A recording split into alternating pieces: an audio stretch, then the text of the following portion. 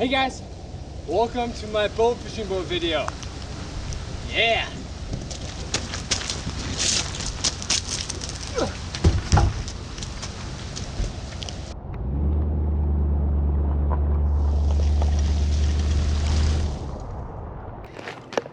Hey guys, welcome back.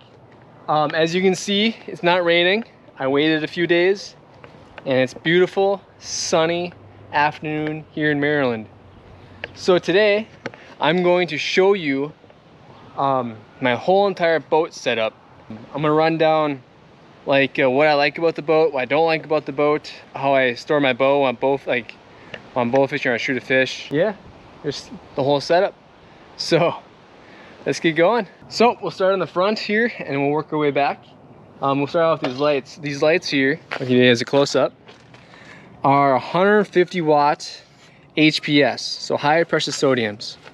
And so with these lights, they're 150 watts.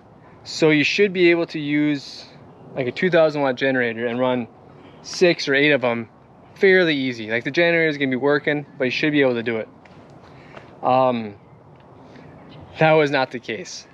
So my buddy and I, we found out you had to run 2 generators. You're only gonna run 3 off 1. And I'm just like, this doesn't make any sense. No sense at all. So we bit the bullet for like 2 years. And I follow some sites on Facebook about bow fishing. And other guys had the same problem. And they're like, you need capacitors, like a special kind of capacitor to, I think they're saying drop the watts. So I bought the capacitors and hooked them up wrong the first time, and this yellow light turned white. It wasn't good. I was really frustrated. I was really mad. But I found a crappy video on YouTube that explained it. So what I found out though, so I hooked it up to like a meter. I bought a little meter at Runnings or wherever I was. And it was not the watts that changed, but it was the amps. So before the capacitor, it was taking like 5 amps. Just like, what? It doesn't make any sense. And then with the capacitor, it was like 2. I don't remember the exact amps, but it was pretty significant. I was shocked. So the capacitor helped with the amps. I was very, very shocked by that one, but it works. Like I only run 6 lights at a time, but I can run them off my 2200 watt Honda generator very easily. Like she has plenty of room left. But yeah, that's one thing I found out about these lights. But these lights have been really good to me. Well, I travel a lot now because I'm on the road a lot, so I'm breaking a lot of bulbs because you're hitting all those bumps going down the road. But the first set of bulbs I had, they lasted me I think 3 years, so that was pretty cool. But yeah, let's go to the mounting part. So when I bought these lights, it was just the light. There was no mounting bracket or anything. So what my buddy and I did is we just took some like just some flat steel or aluminum, whatever you want to use, and we just bent it into a U shape. And we drilled some holes, 2 holes, 1 hole there and 1 hole here, and we just put it on, and obviously bolts for the top. Yeah, that's just how we mounted it. What else should we show you? Oh, let's show you the electrical. So I just have some tubing running. So I didn't ground any of this. All I have is positive, negative, but I ran it to the housing, and I have them all come up to this area here. So I have my 120, my power from my generator, coming from here to here. Let's see, I can show you. To here. And then it runs in here, and these are all my switches. And it goes from 4 wires to, what is that, 16? Because 8, yeah, 16 wires.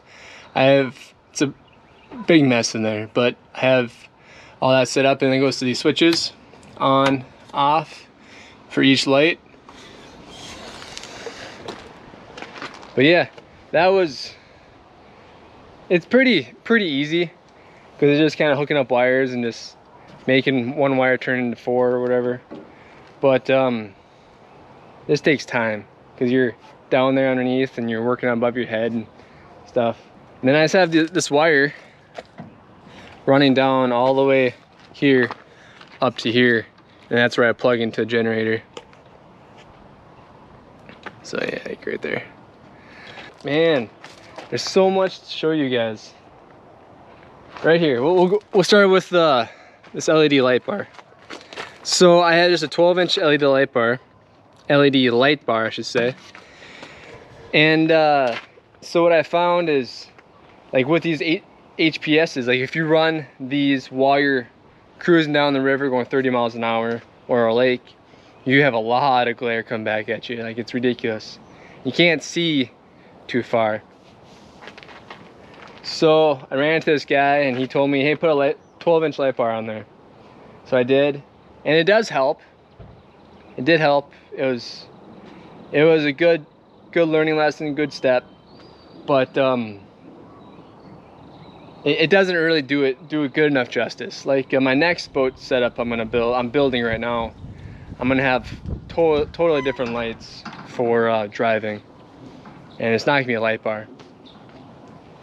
But yeah, I just have that running, so it runs some cables. You see here, some cables here, and that runs all the way back to my starting battery, and we'll get to that later because that's not a good idea.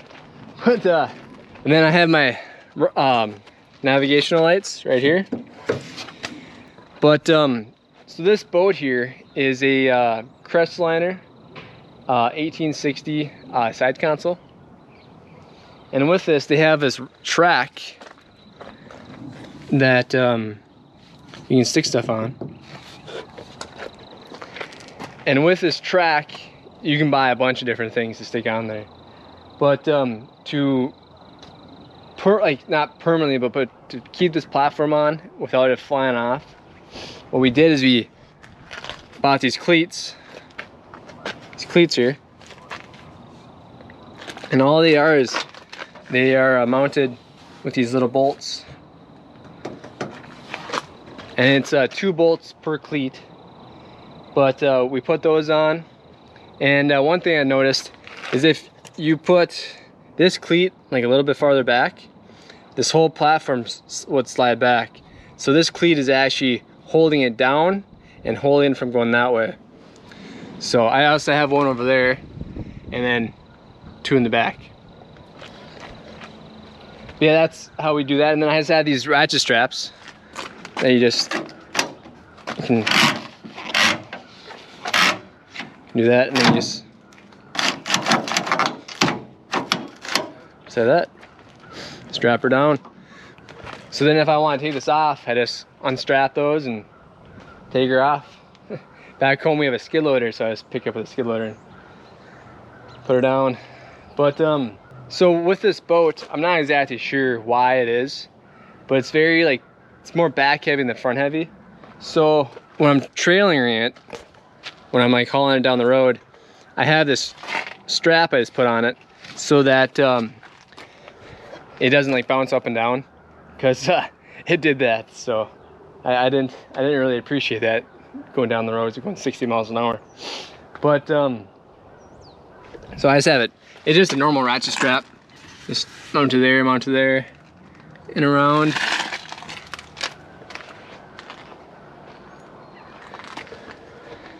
Yeah, and then also, I don't have to worry about the cleats coming undone or something. This whole thing flying off. But that'd be terrible. That'd be awful. We'll show you my spare tire. So this is my spare tire, and I usually have a cover on it so that it doesn't get sun bleached and stuff. But for the video, I took the cover off. But so one thing when I was living on the road, before I left on the road, is I wanted to make sure nobody could steal my spare tire, because I heard people do that. So what I did is I just bought this piece off Amazon that goes right on there, and see here, looks a little corroded. So that, yep. And then you see how you still have your nut, and all it is that right there. But so what I do is I actually have like probably double protection. I have the cover on there. So people are like, ooh, we're gonna get a free tire. They cut that off, pull that off, whatever, and they see that they have this. So hopefully, hopefully they say, oh no, we're not gonna take it. But yeah, like one guy, right like 5 miles from where I grew up, posted on Facebook, and he was like, this guy slashed all 6 of my tires tonight. This guy that yelled at this kid. This guy yelled at this kid while he was out bow fishing, and the guy drove to the boat landing and slashed all 4 of the truck tires and the 2 boat trailer tires. And so yeah, the locking's not gonna help for knives, but hopefully, yeah, hopefully I don't cross that bridge. Yeah, so we'll walk back here a little bit, and so for my navigation, I just have a Humminbird Helix 5. It's nothing too fancy. I have GPS and depth finder and stuff like that, but I got like a smoking deal on it. I think it was a year after I bought this boat, and that's another funny story. So I'd highly recommend you buying a depth finder when you buy your boat. Like, make sure you have a depth finder on the boat before you take it out. Because what I did is I would when it's pitch black out, remember, because we're bow fishermen, as I am, we go at nighttime. And I'm notorious for showing up half an hour late. But I would use my phone like a Google Maps, and I just cruise across the lake because I'm a local. I know this water. And this happened to me twice in the same summer, in the same lake. We're going, and this lake is 6 feet deep, is the deepest.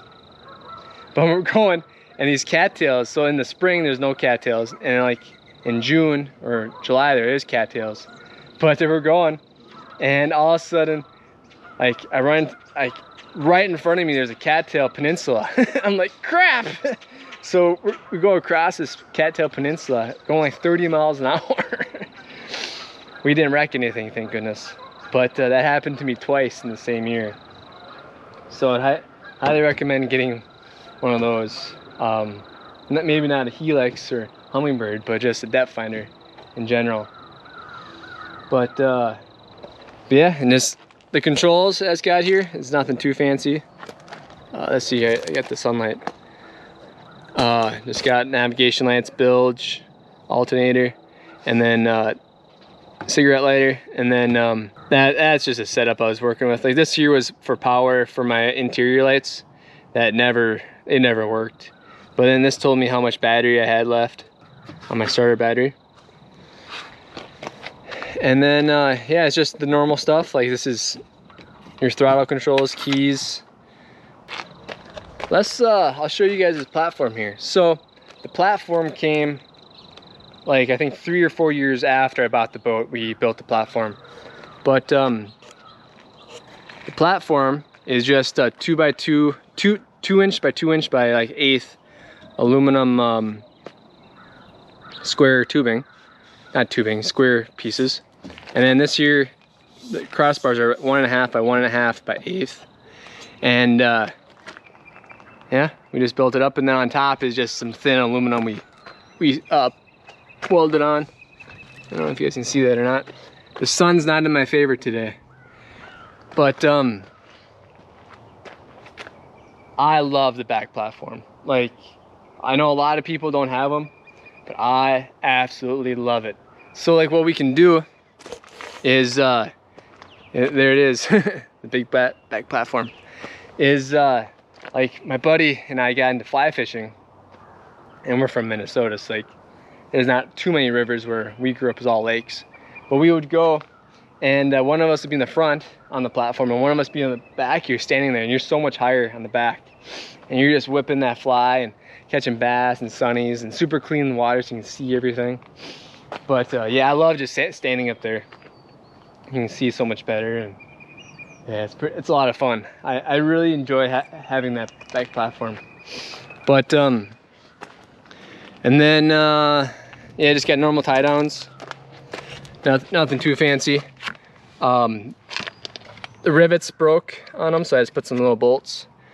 But yeah, and then I put this plate on because I was told that it's better to have this plate than drilling a bunch of holes in your hull. So I ended up only drilling 2 holes in the hull. And let's say I get rid of this and I want to move it over here, I can do that without drilling more holes in the hull. Yeah, and let's talk about this motor here. So this motor is I got a love-hate relationship with this thing. This thing has started every time it has battery juice. That's another story. But it has never let me down. It's never like left me stranded. Yeah, she's been a good girl for me. But the 2 things I don't like about this motor, this is a Mercury.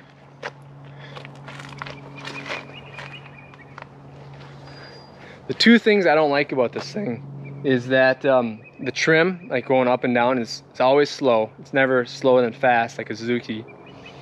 And it drains my starting battery, which really irritates me because every time I'm done bow fishing or just fishing in general, I have to disconnect my battery.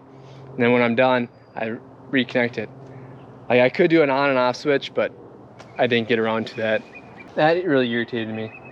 But yeah, other than that, like she did a really good job for me.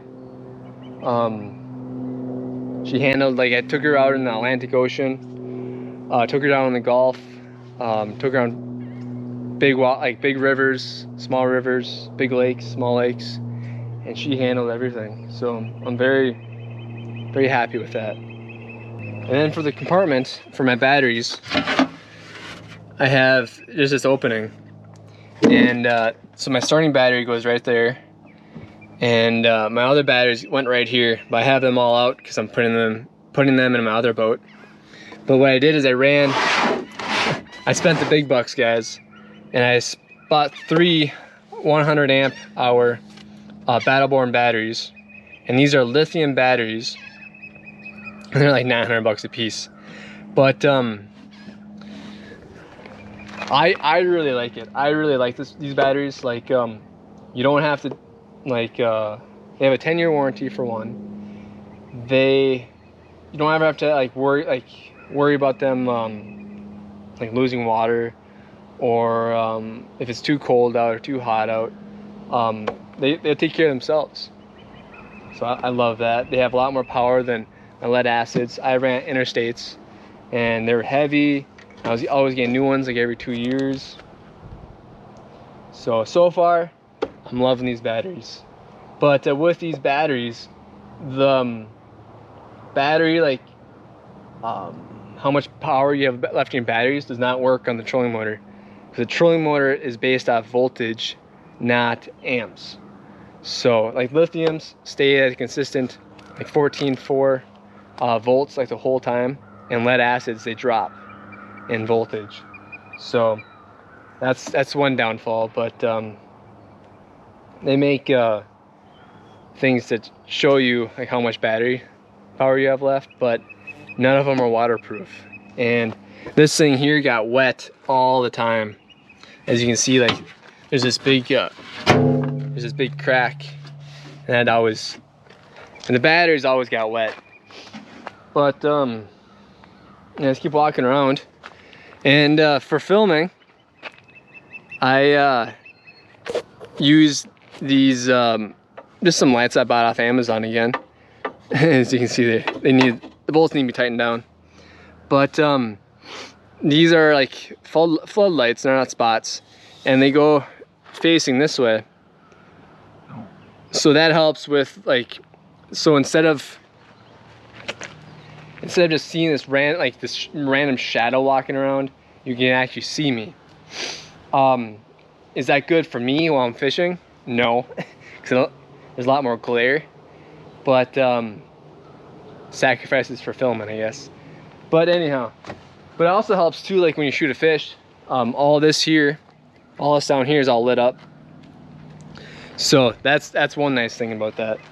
But I was really trying to figure out how am I going to like get good video footage, because I'd watch videos, YouTube videos about like bow fishing and stuff, and then it'd always just be terrible footage.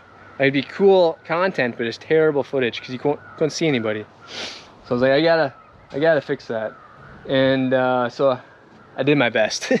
It's not quite perfect yet, but slowly working there. And then let's see here. Then that's the tower I have for my GoPro. So I have a GoPro that sits right up there, and then the plate. So this right here is just a piece off from a dock, and my friend welded this down to a plate, and he also made a different one of these that had the same color as this. But I left it, that and my generator sound cover at a car wash, and yeah, when I went back they were gone.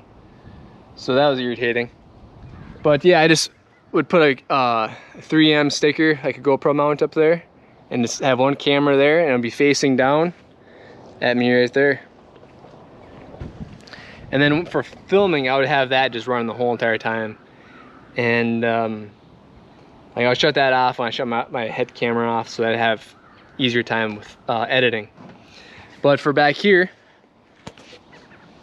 so I have a Honda generator,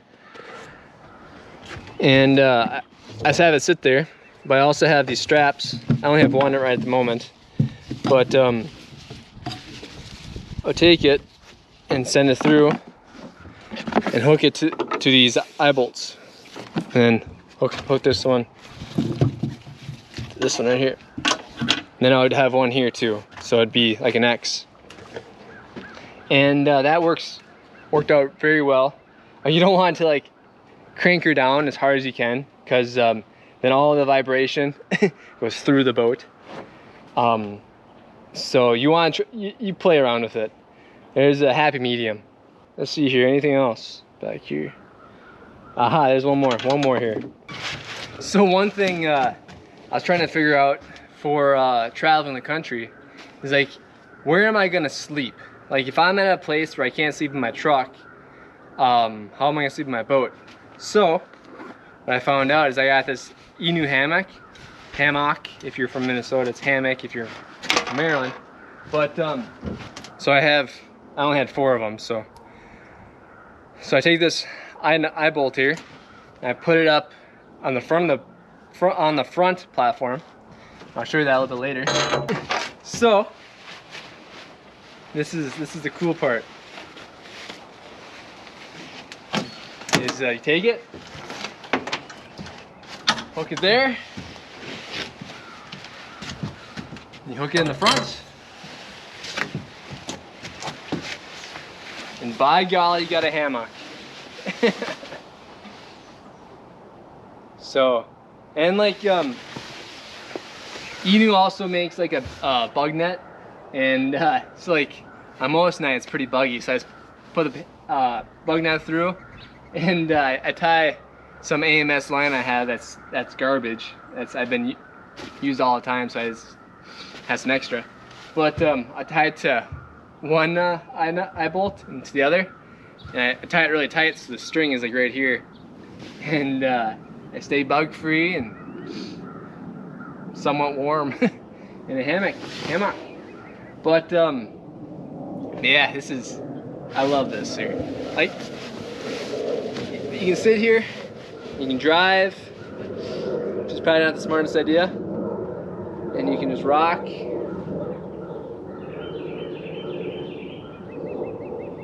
Yeah. There's a lot of funny stories with this too, but yeah, I love this thing. This is probably my favorite part of this boat. This hammock. I'm getting on my Midwest accent here. It's a hammock. But yeah, like my buddy and I, we traveled around Minnesota for 3 weeks together, and one of us slept in this hammock, and one of us slept in the back of the truck. And yeah, we had a fun 3 weeks. It was awesome. One night I slept back here, and we had a massive storm come through, and there was a tornado in the storm like 5 miles away from us. We didn't know. We found out the next day. But yeah, that was a pretty funny night. I also have a tarp from Inu that fits right over this really nicely, and so I had it all fit down perfect. It was awesome, except for that corner right where the camera's sitting right now. And well, that night with the tornado, that's where the wind was coming from. So half of my body, literally half of my body was wet. Like, so this side of my body was wet. The other side was dry. Oh man, it was terrible. I got out that morning, and my buddy looked at me, he's like, dude, half your body's wet and half your body's dry. He got a good laugh at that one. I was tired, grumpy, and wet. But yeah, that's the hammock part. Just put this away. Just put it all back. We'll do that later. So to lock this, to lock my batteries in, I just bought this clamp here, and I just have a normal lock. I didn't buy a master lock because those things suck, but yeah, it just locks there and you can't get it out. But what I also did is, I'm not sure if this helps at all, but I put like lock washers, not lock washers, I'm not sure what these things are called, but see, yeah, you can see them now, how they're a little farther off from the nut there. So I was like, let's try it. Let's just throw it on there. We'll see. I never had any troubles with break-ins or anything, so God's protected me so far. So we'll keep trusting Him. But yeah, that's and we'll go into this bench seat. So the bench seat was a really good idea. I really loved the idea of the bench seat. Like, I fit a lot of people on here, and just all around pretty nice. As you can see, it's extremely dirty, but yeah, it's a pretty nice setup. I enjoyed the bench seat, and on my next boat I'm also gonna have a bench seat. But as you can see, she started ripping really good. When I left home, what was it, 2 years ago, this bench seat was beautiful. Like, this boat was garage kept in like warm storage 1 or 2 years in the winter, and it was cold storage the rest of the year, but this thing was always inside other than when I was using it. And the sun has just bleached the crap out of this thing, like since I've been on the road. But yeah, it's also bleached the crap out of my steering wheel, so that's not supposed to be that color. But yeah, that's bench seat. And then behind the bench seat, so you flip it up, and here you got some storage, and you got my fire extinguisher, and this is where I kept like all my goodies, all my arrows and all my tools. And the one thing I would say that I disliked about this is that when you have some people with you, if they're sitting there, like obviously when this is up, you're sitting there and you want to grab a new arrow, or you want to grab some tools, or just something, you have to ask them to get up, and then you flip the seat up, and then you grab your stuff. And I got super annoyed with that. So my next setup I'm building it to not be able to do that. So I have other areas for storage, so I don't have to ask people, hey, can you get up? Can you get up? Can you move? So I'm not gonna do that with the next boat. But for lights, for inside lights, I bought these, let's see here, just these cheap light strips from Amazon. And yeah, I always had problems with these, like nothing but problems. So yeah, like I would highly recommend not putting them in your boat. I still haven't figured out a good option for this. So if you guys could help me out with that, that'd be awesome. So with storage, I guess I could talk to you guys about this. I bought this piece for more storage and for my only cup holder. I only have one cup holder on this thing, but this was pretty nice. I really enjoyed. This was definitely worth the money. And this is where I store my navigational light. And these things here all broke. Like, they're pretty crappy. I have some new ones coming. And then my rod holder. This thing can hold 3 rods right here. I only brought 2 rods with me, so I took one of these off. The other one's in Minnesota. But and then it also came with 3 rod holders here that I took off because I never used them. So to figure out a way to lock this box, this seat, I really struggled with this idea. I didn't really know what to do. So after a while of thinking and asking some locksmiths and stuff, came with the idea of using this bike lock. It's from Kryptonite, but it's just a normal bike lock. And what I did, I made a hole in the bottom on the outside and then on the top. So I can't do it with the camera in my hand. I tried, but stick it through like this here. So you have that, and then this just goes on like this. Obviously you have the key in there, and then you lock it. But yeah, that held very nice. But I also drilled a hole in this thing, so it made it not as waterproof. That's another thing about this boat I really dislike, is none of the compartments are waterproof, or are waterproof. So all my stuff got wet every time it rained, or every time I hit big waves. But you learn stuff, like throughout life, you just learn stuff. Like this boat was a really, really good boat for Minnesota, for the waters I was on, and it taught me a lot. But it's just not a good boat for traveling around the country and hitting different waters and living in. So, but yeah, so I'm upgrading to a new boat. I'm custom building. It's a lot of work, but we're making one. There's things I had to figure out. Like one of them was like, how am I gonna keep this boat clean? Because bow fishing, you make a mess. So I put a washdown pump off my live well, and I'll show you this in a second. But I'll explain it to you first. So what I did is I was like, I want to be able to wash my boat when I'm at the boat landing, and the boat's like this here, like at the boat landing, like right next to the dock.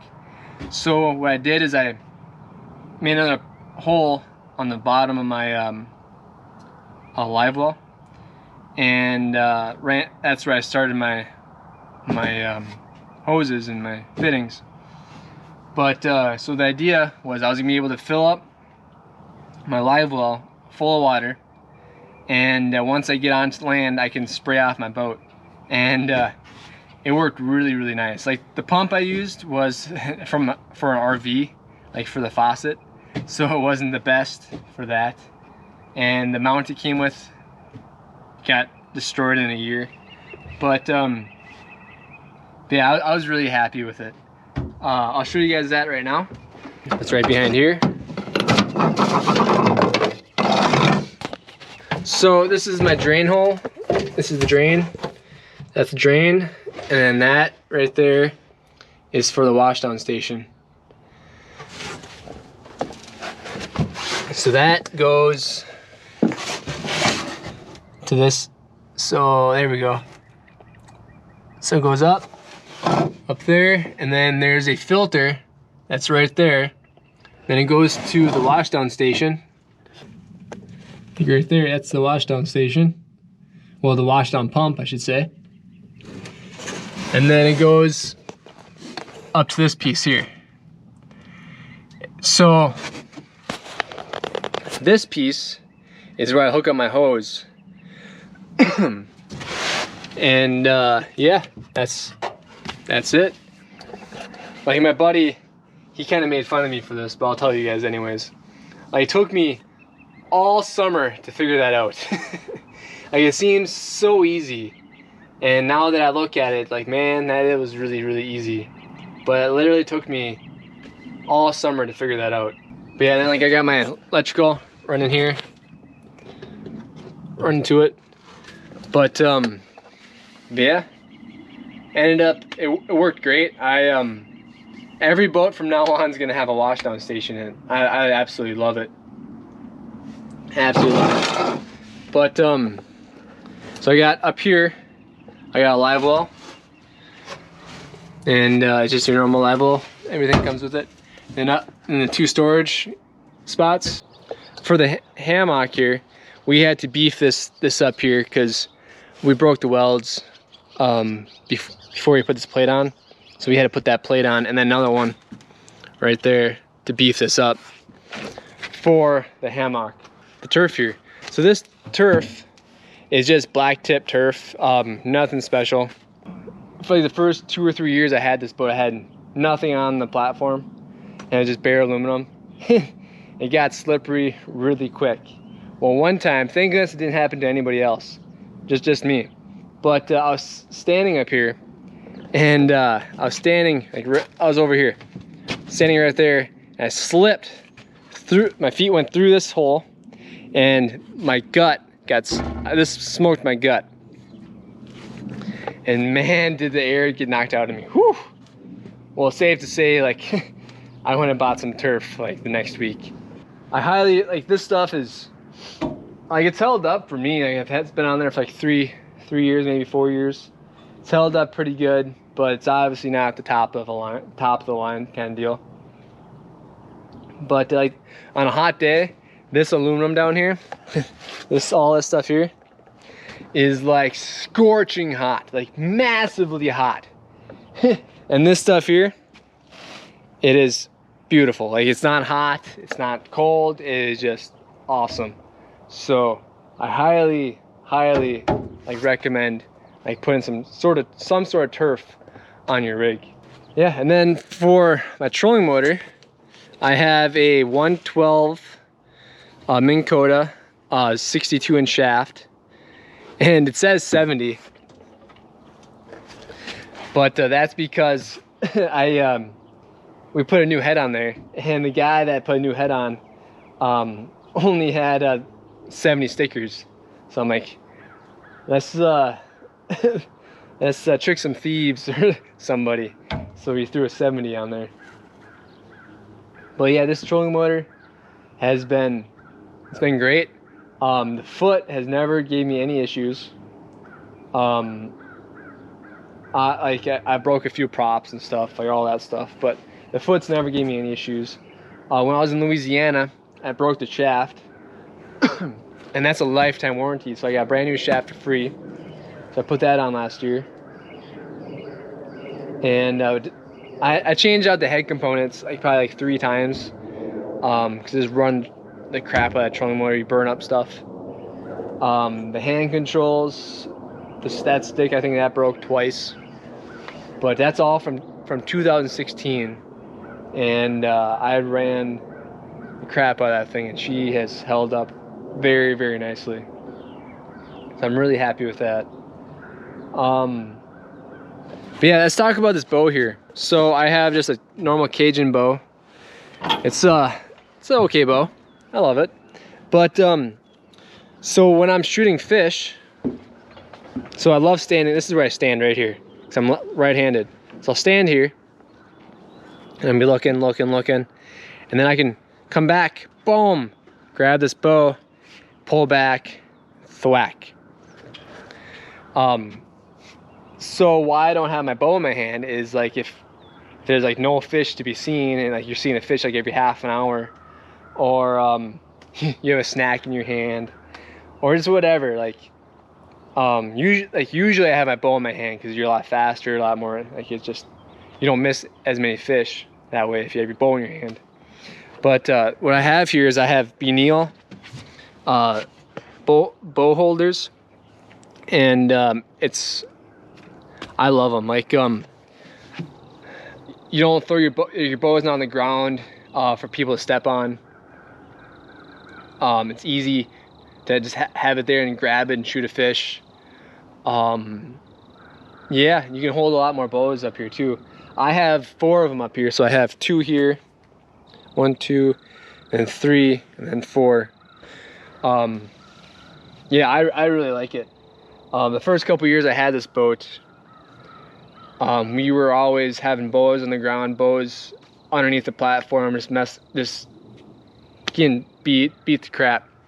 So my buddy's like, dude, you gotta find something for these bows. I found these Benil bow holders, and they've worked awesome. And then one thing too, as I'll show you. So I bit the bullet, guys, and I bought this puck, or I'm not exactly sure what the name is on this thing, but I think it was worth it. Was it 40, 50 bucks? I think it was worth it, just because you can change out your prop a lot faster, and like if you get your line wrapped around it, you can pop it off and undo your line, or it's whatever. And I also found it helped a little bit with vibration, maybe not tremendously, but it helped a little bit. But I didn't bring my tape measure here, but I think, if I remember correctly, this is 18 inches from here to here. So like, if you guys are gonna build a deck, I'd probably, like for a trolling motor, I'd probably build that front piece bigger than 18 inches.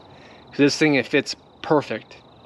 And you always have to, like when I lift this thing up, this always has to be on this side. Always has to be on, was it port side? And this side always has to be on starboard side.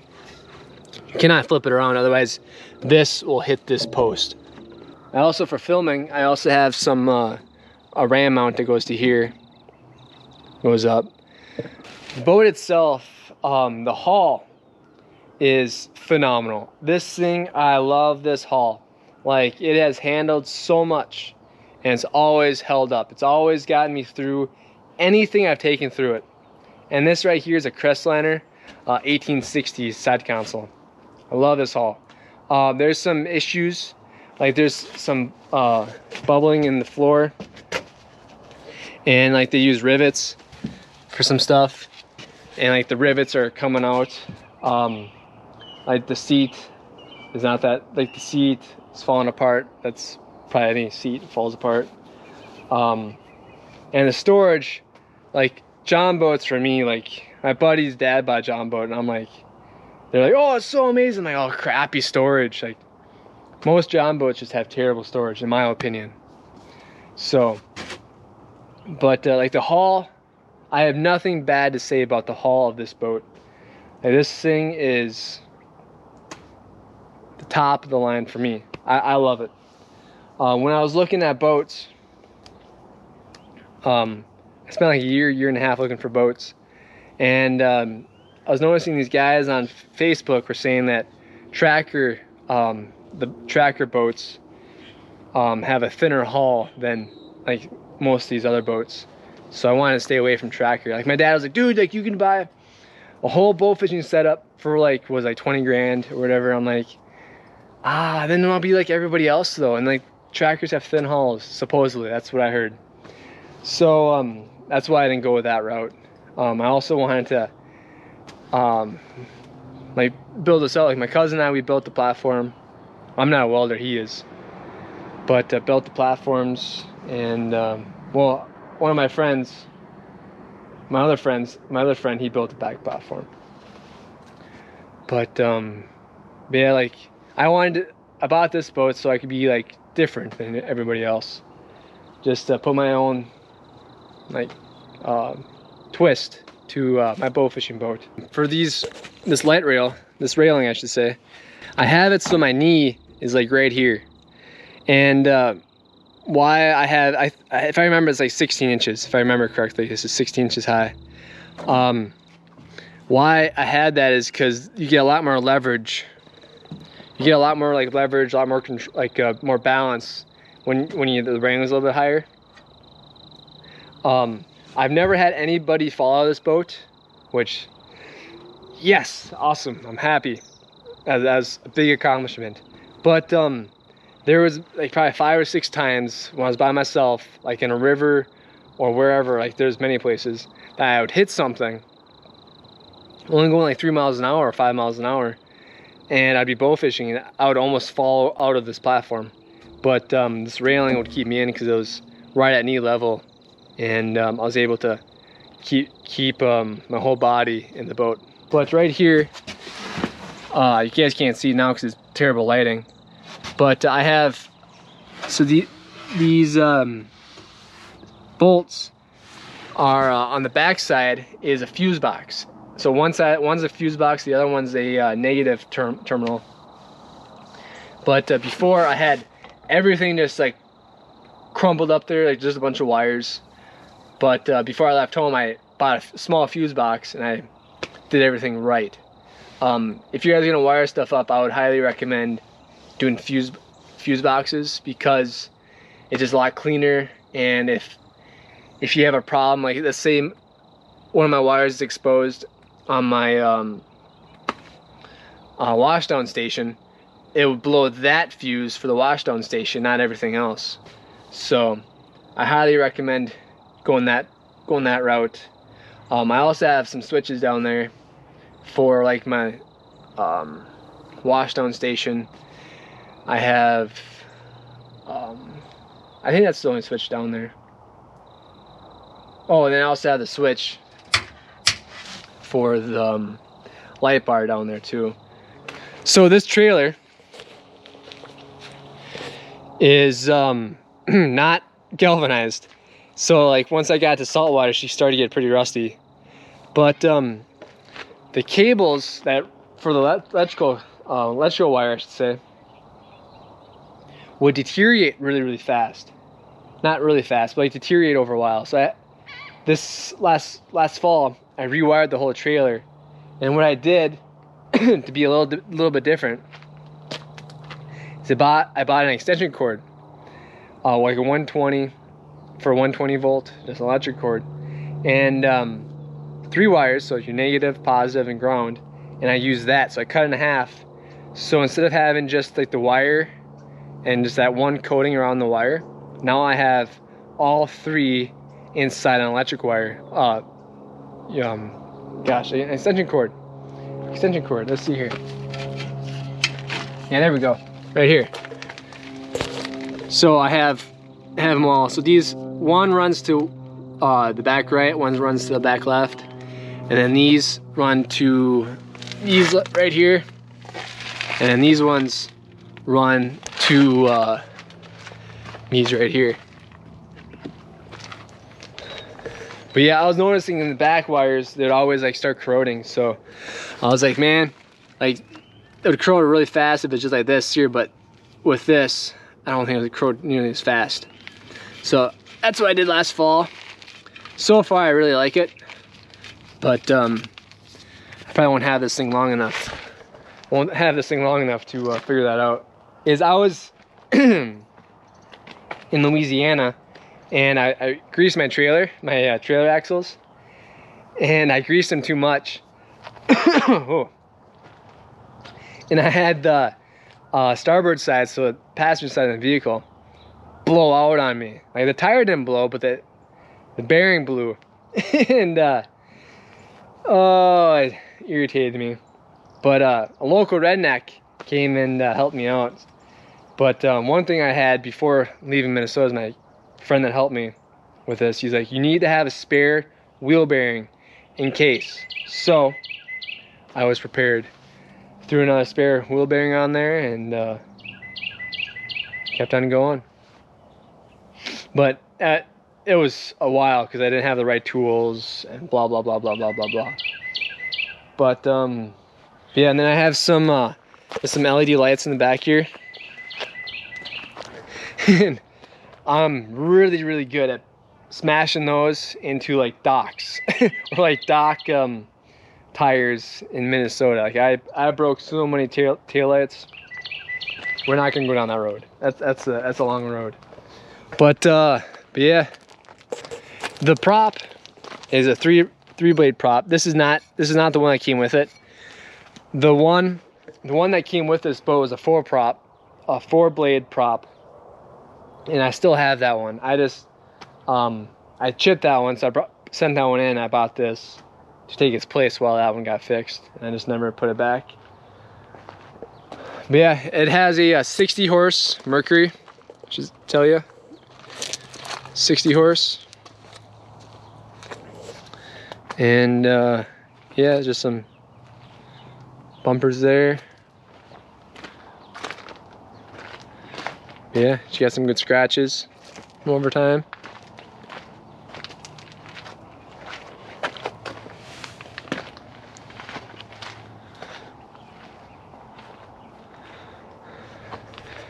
Yeah, guys, I think we're gonna end that video right here. It's a long video. I'm sorry, guys, but I just wanted to tell you guys everything I learned and everything I did to this boat. If you guys have any questions, feel free to just ask them in the comment section. I'll do my best to answer them. But this stuff didn't like just turn up overnight. Like, this was years of figuring out, trying new things. There's a bunch of different stuff. But yeah. Oh, one thing too is, before I forget, is I put some rubber in between the platform and the boat, so you didn't have that much rubbing. I want to put that in there.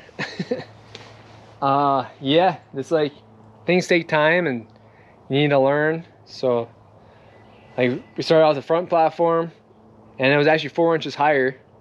Then after 4 years, I thought, oh man, this is not good. So we dropped to 4 inches, and we built the back platform. And yeah, just you learn over time, and you try new things, and kind of find out what you like and what you don't like. And we're all different, so we all like and dislike different things. So that's the beauty of life. We're all different.